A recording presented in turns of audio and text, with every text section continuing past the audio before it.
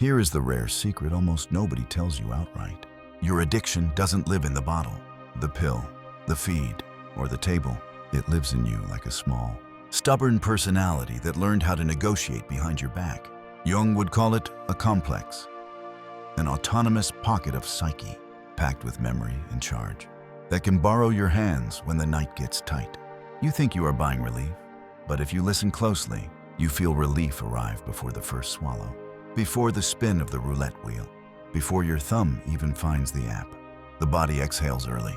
That is your first proof. You aren't addicted to the object. You are addicted to a state, to the suspension of accusation, to that moment when the ceiling lowers and the pressure eases and you are briefly excused from being you. The drink is just the courier. The craving is the broker who sells you peace by the sip. And a broker makes money every time you call. They told you to flex willpower, to count days, to pour the poison out like a ritual and post the victory. Willpower matters, but it is a flashlight in a cave. The complex eats what you forbid, grows fat on your dramatic vows, and returns with the voice of a helpful friend. Come on, just tonight, you've earned it. You do not outshout a complex. You learn its name, examine the bargain, and move it from the judge's bench to a chair at the back of the room. That is how governance begins. By the end of this video, you will know exactly how to look your craving in the eyes, take back the bargaining power you gave it, and build a life that makes its offer small. You start by telling the truth with slow breath. When the itch rises, hot ribbon beneath the sternum, tiny hum behind the teeth, you do nothing heroic. You broaden your attention by 15 breaths. You watch, not as a cop, but as a cartographer. The craving always has an entrance. Maybe it arrives as a corridor with a square of light at the end that says, "Tonight, you don't have to be you." Maybe it arrives as your father's weary sentence. "Take the edge off. Try again tomorrow." Maybe it arrives as a smell, a room, the clink of glass from 2 apartments away. You map the shape. You're not dismissing it. You're initiating a conversation. This is active imagination in miniature. The same inner art Jung used when images swelled and the sea inside him rose. You ask the broker a simple question: what exactly are you protecting? The answer is rarely wicked. It is old and childlike. To be unburdened, to be loved without performance, to sleep without vigilance. You listen. You don't obey. You move the broker from the vault to the guest chair. You let it speak without letting it speak for you. Then you dismantle the myth that keeps you both enemies and business partners. Addiction is not a pure moral collapse, and it is not a life sentence engraved on your file. It is a relationship, a set of exchanges, rehearsed until they feel inevitable, that changes the moment you show up differently. Relationships transform through boundaries, candor, exposure, and time.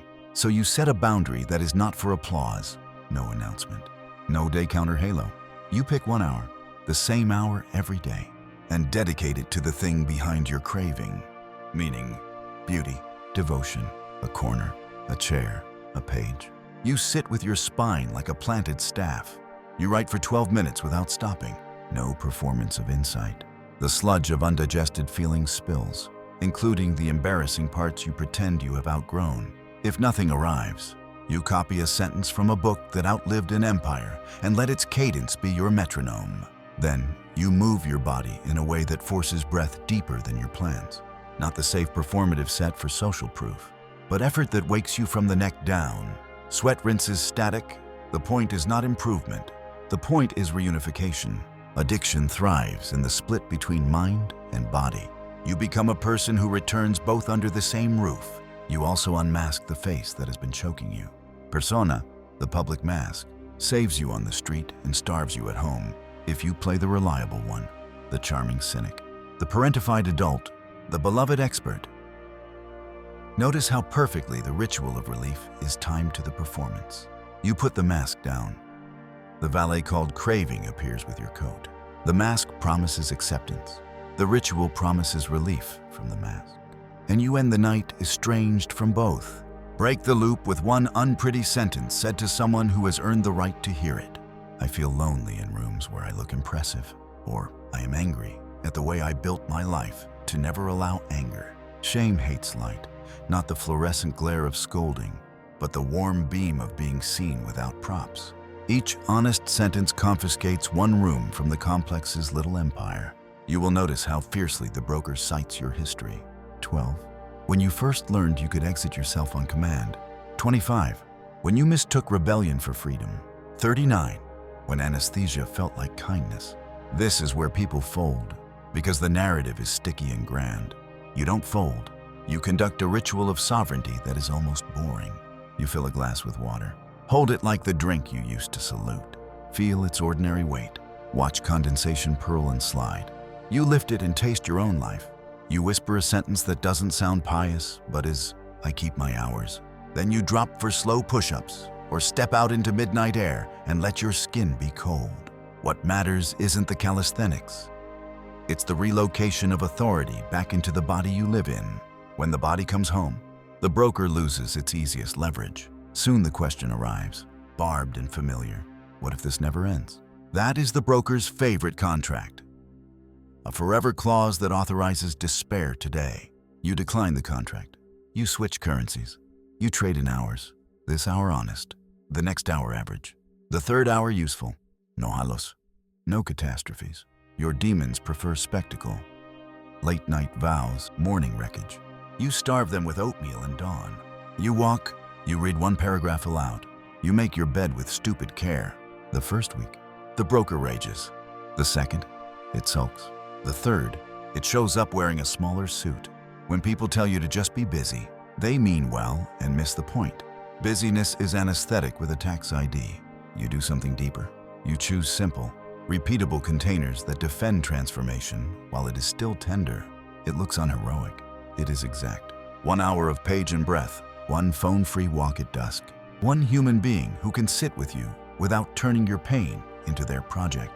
This is what Jung means by individuation, not as a slogan, but as an economy of attention. You don't become the person your family needed or your culture pays. You become the one your soul is trying to assemble, grain by grain, hour by hour, until the pattern starts to hold. And because you are building rather than bargaining, you can finally watch your costume from a distance. Workaholism is a bottle with a promotion plan. Hyper clean eating is a bottle made of virtue. Porn is a bottle of rehearsed intimacy. Markets, gaming, feeds, altars where the same small god takes tithes. You don't need to become austere or gray. You need to know the difference between elevation and agitation. Joy returns with a hum instead of a crash. Nights grow quieter in the way good weather is quiet. Full, not flat. Even your laugh changes. It comes from lower in the ribs, like something built, not borrowed. One evening, the weather system returns. The pressure drop, the old doorbell ringing in your chest.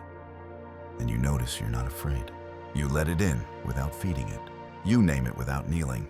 You make tea and turn on every light in the kitchen. You text the one witness who knows your commitment and doesn't mistake you for a diagnosis.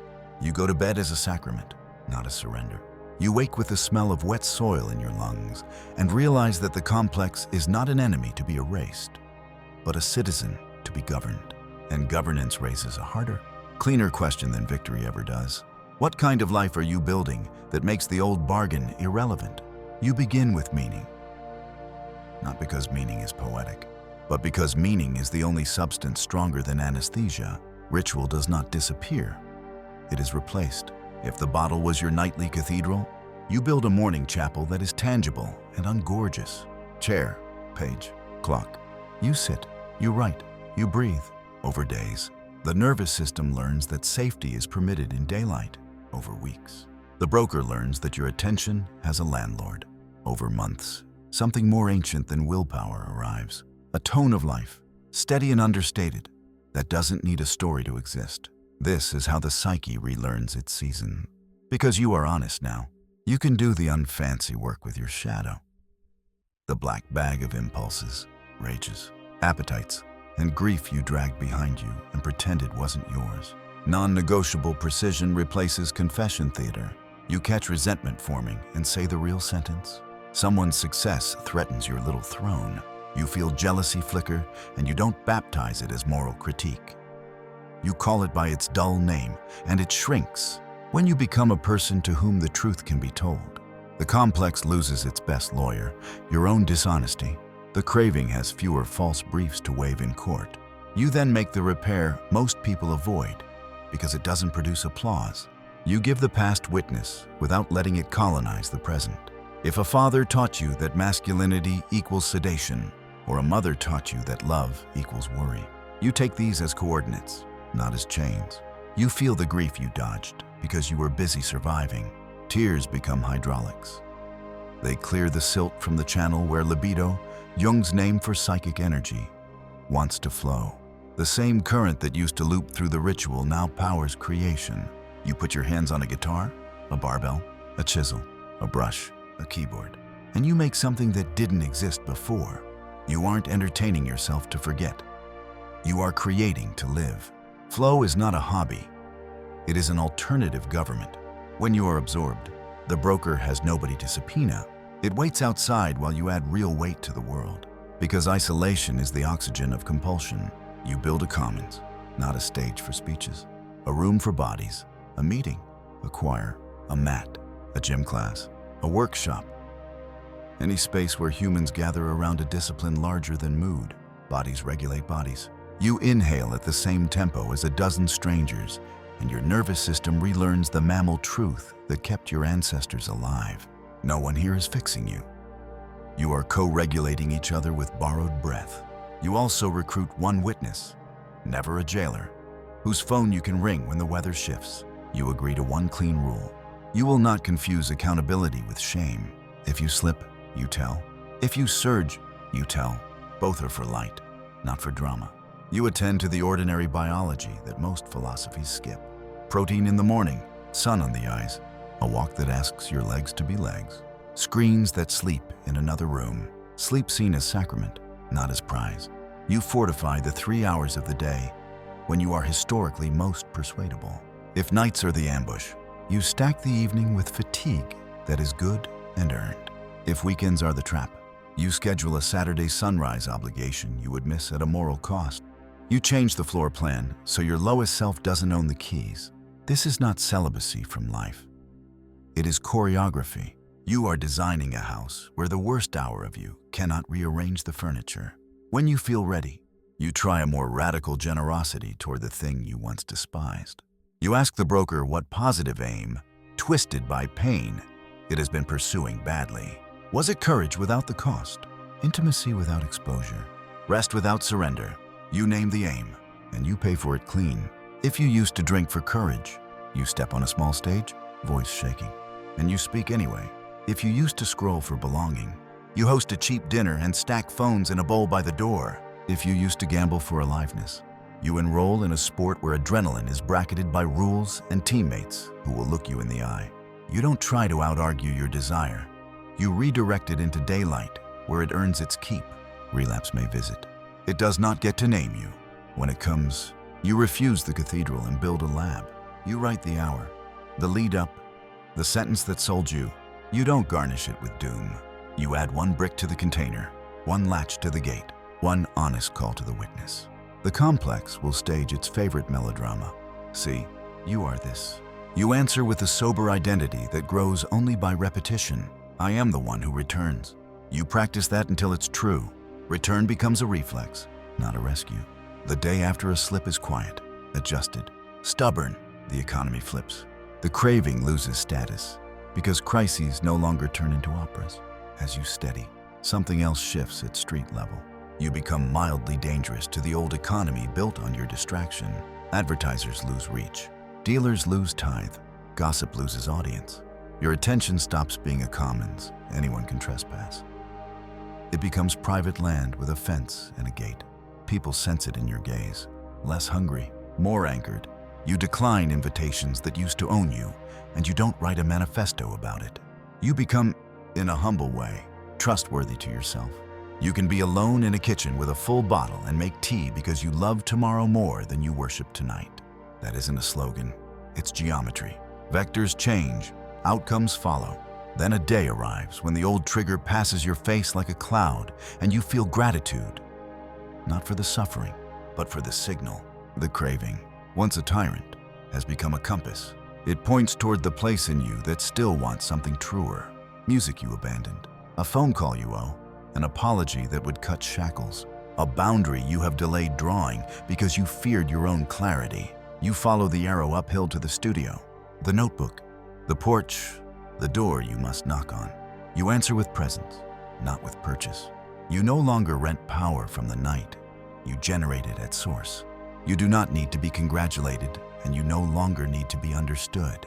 You have become the sort of person a broker cannot fleece. Here is the mic drop truth you avoid and the freedom you want. You never once got power from the drug, the feed, the bet. You loaned it your power and bought it back at midnight with interest. You cancel the lease.